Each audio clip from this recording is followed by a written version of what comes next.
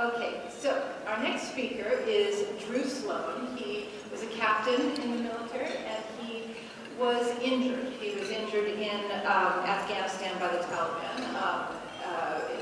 I'll let him describe it, but he described it as it was an explosion that literally rattled him, and he had so much damage to his face. He had 15 surgeries in 15 months' time, and they literally rebuilt his jaw. And he didn't get out of the military at that time. He was reassigned back to Iraq.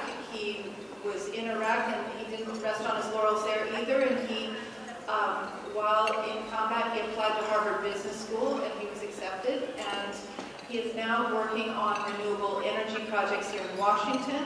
So if you'll help me welcome Captain Sloan. He's here with us tonight. Thank you.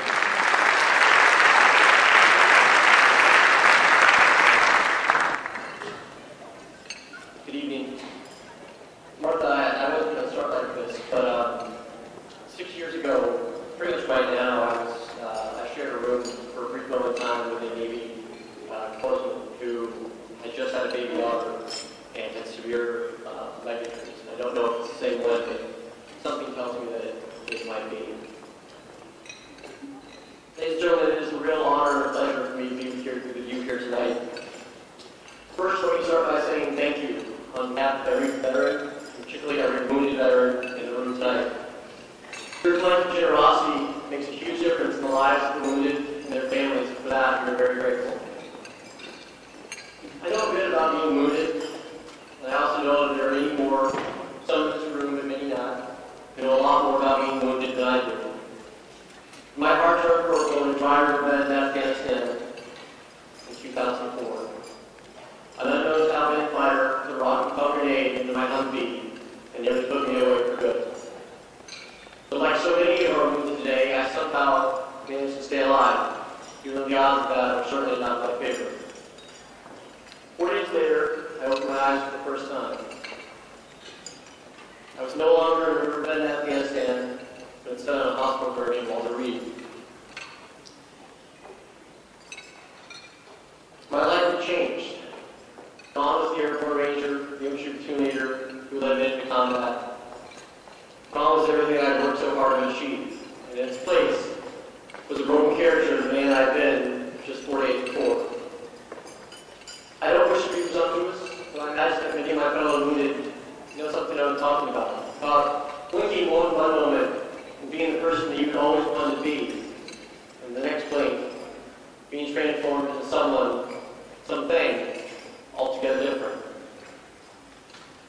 It took me a long time to realize, however, that my life would have to be defined by the actions of a lone Taliban fighter. Getting wounded was an important moment to be sure, but as time went on, I realized that my life has to be characterized by how I got wounded, but instead to be defined by how I recovered from it. I had no choice about how I got wounded, but every day thereafter, every bruise of pain, every grit of triumph,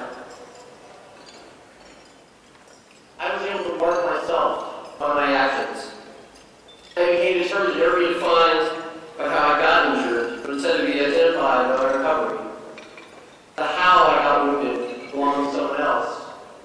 The how I recovered, that belonged to me. I very much doubt that my story is unique among my fellow veterans. It is what they do each and every day. They wake up and do what they have to do to make it through that day.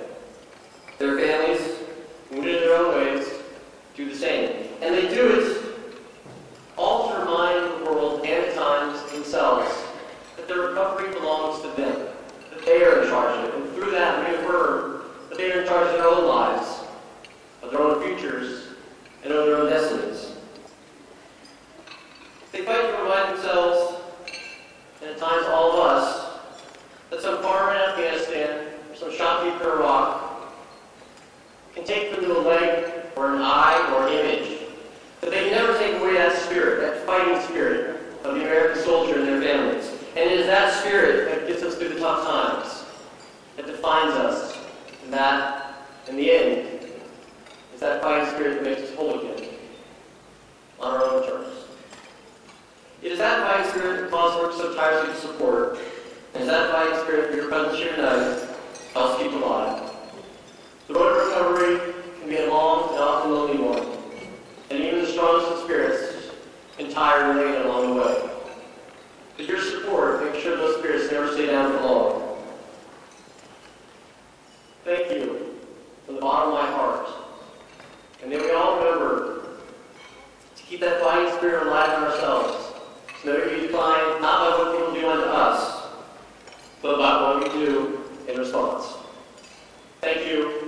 great evening.